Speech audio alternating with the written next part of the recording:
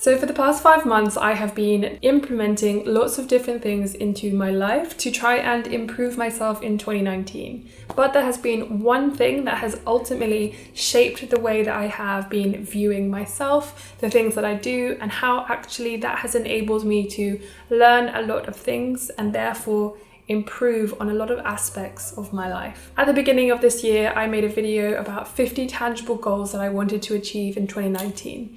But since then, I have been reading a book a week, and it's made me realize that focusing on so many things may allow me to do those things, but not particularly well.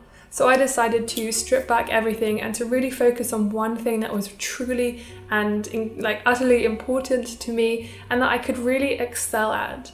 And that thing was reading a book a week. So the first thing that I have been doing to try and improve myself this year is reading. And I have been reading a lot more than I even did at university, and I studied English literature. So I've been reading a book a week for the last 5 months or 4.5 months, and I will continue to do so until the end of the year. I have been reading everything from fiction, non-fiction, psychology books, books on essentialism, literally anything that people have recommended to me, I have been reading. Unless, of course, it's like a really utterly trashy novel that isn't necessarily my cup of tea.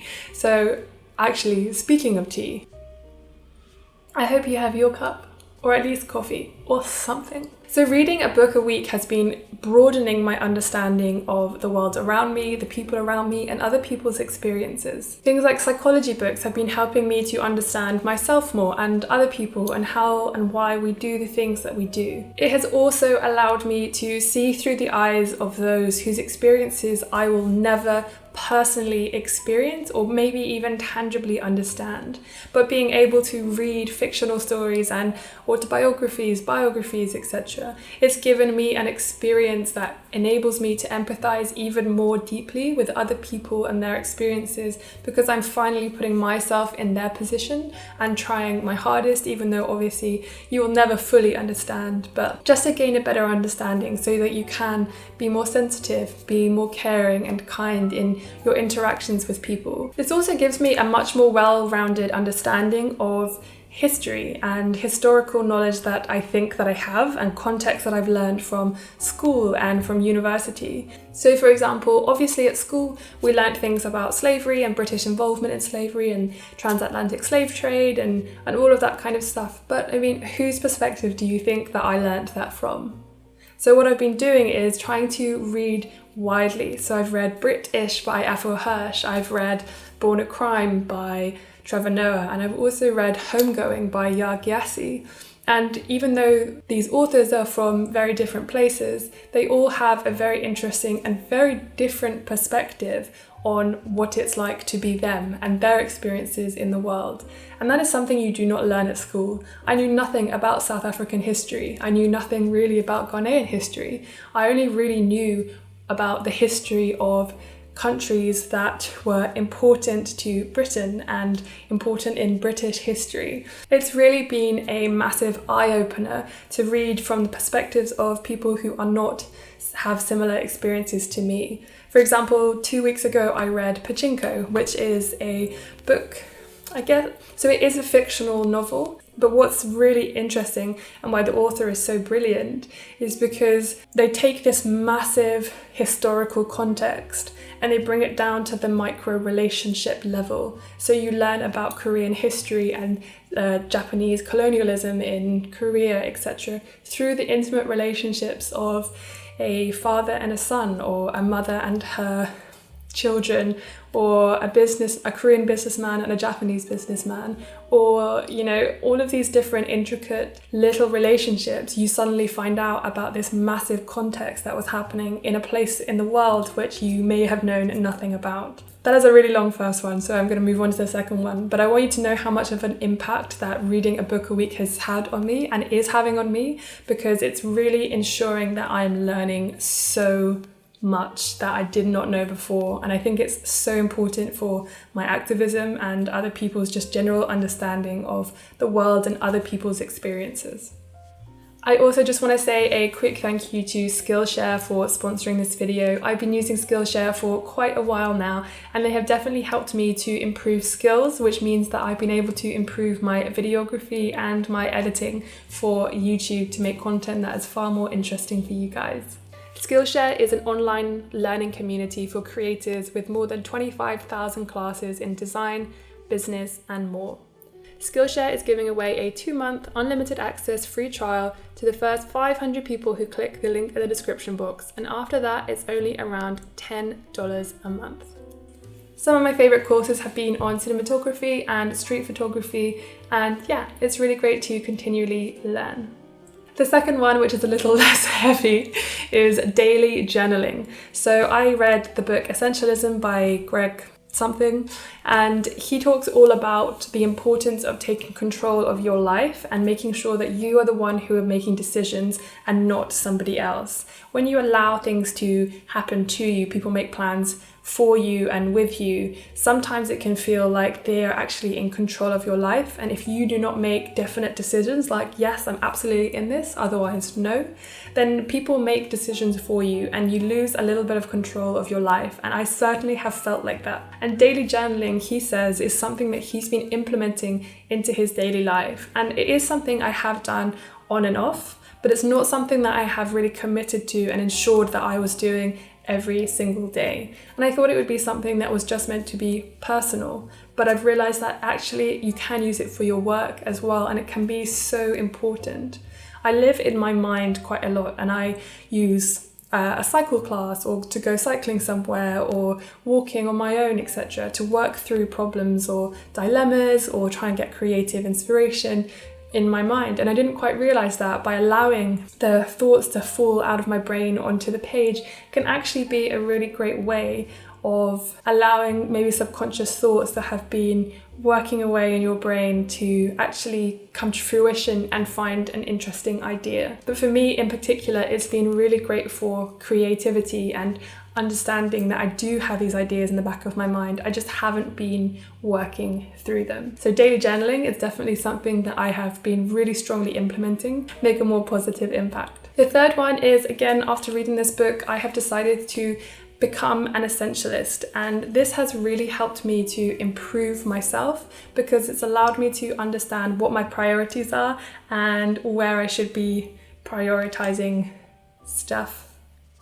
Yeah, and what's really amazing about it is it makes me feel like I am in control of my life again. And what's really sad is I wasn't quite sure what my priorities were. I thought I really need to go out and make new friends. I really need to go out and make sure I'm meeting these people and creating content with these people and working on my job and all this. And I just completely forgot about my friends and I didn't prioritize them. And when I met up with them recently, it was clear that they had all really, spent a lot of time together and I'd been quite absent, and it made me feel lost. It made me feel like I wasn't part of it, and that was really, really sad for me. It just made me realize that actually I need to say no to everything that isn't my top priority.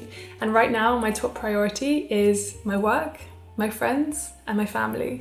And those are 3 things that I really need to be making sure are above everything else.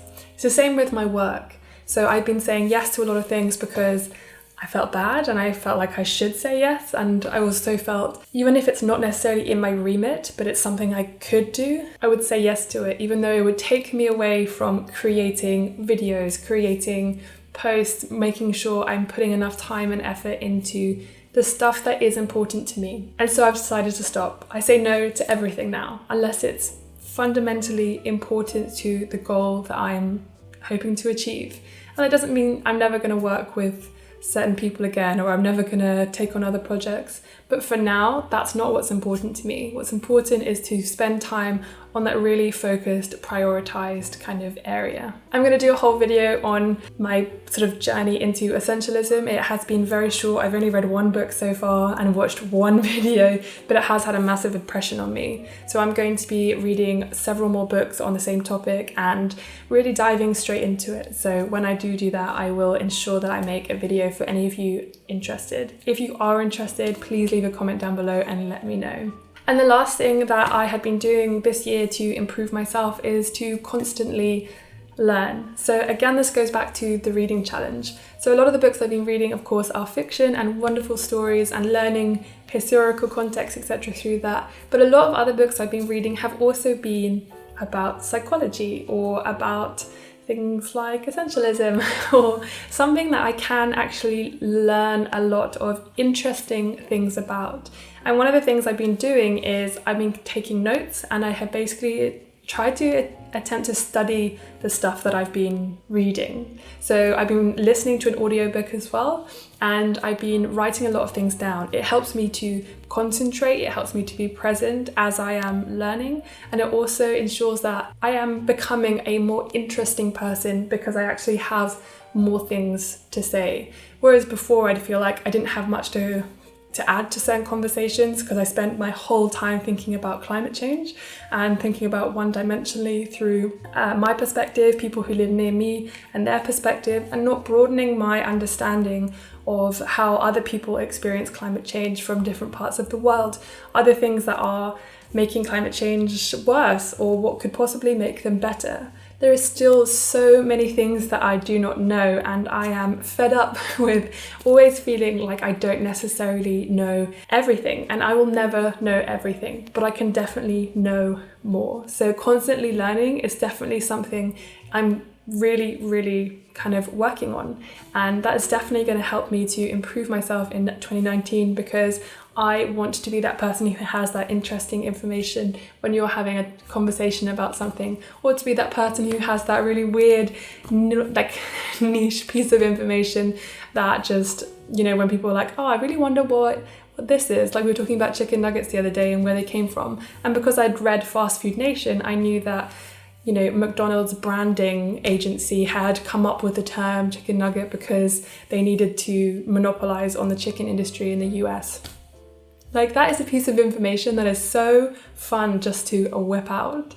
But anyway, I just wanted to share those things with you, and I really hope that you guys are interested in hearing more about the things that I'm doing and maybe even the stuff that you are doing as well. If you are doing specific things to improve yourself in 2019, please let me know in the comment section below. I would love to hear about it. And yeah, I'm just really excited for the rest of this year and to really just concentrate on very few things and do them really well. So thank you so much for watching this video. I really appreciate it. I hope you enjoyed it. I just said that. So anyway, I will see you guys very soon. So